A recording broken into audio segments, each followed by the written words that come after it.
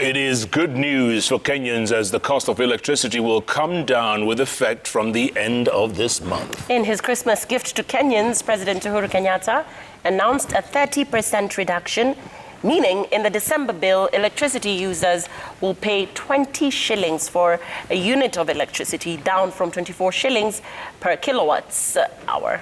That's right. Now, this cost is further expected to come down in April to 16 shillings for a unit of electricity. This follows the intervention of the Presidential Task Force team on Kenya Power that has effected radical surgery at the power supply company.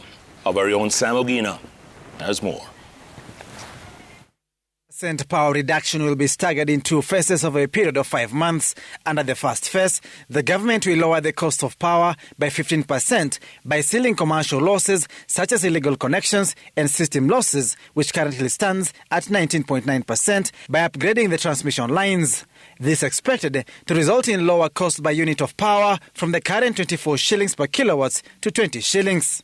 With the first 15% achieved through initial actions focusing on system and commercial losses, and this will be reflected in people's bills in December of this year. A further 15% reduction will happen in the first quarter of 2022. A further reduction of 15% to compound the total drop in power bills to 30% will be expected by April of 2022. This will, however, depend on the success of the ongoing negotiations between the task force and the independent power producers. This has, however, proved tough as most IPPs are said to have declined to review their existing contracts. In realizing the second tranche of reduction in power bills, I note that the Ministry of Energy and other government departments have initiated engagement with independent power producers aimed at renegotiation of power purchase agreements so as to give our country better value for money for our consumers. I urge the power producers to demonstrate goodwill as we seek to make our energy sector a greater catalyst of our national development.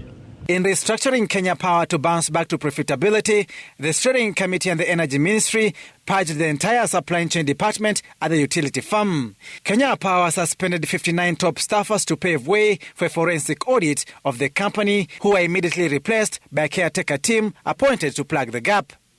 In its task force report to the president, the steering committee, which was then the task force team, had recommended a radical surgery at KPLC procurement department that had allegedly bled the company, resulting into massive losses.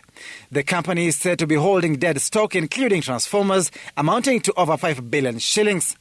Losses that has seen the presidential task force recommend an overhaul of the entire department, with all the staff to be replaced by undertaking recruitment of new staff. To mitigate on its financial hemorrhage, KPLC was advised to renegotiate and restructure its commercial debt and, where possible, convert debt into equity. Sam Ogina, Citizen TV, Nairobi.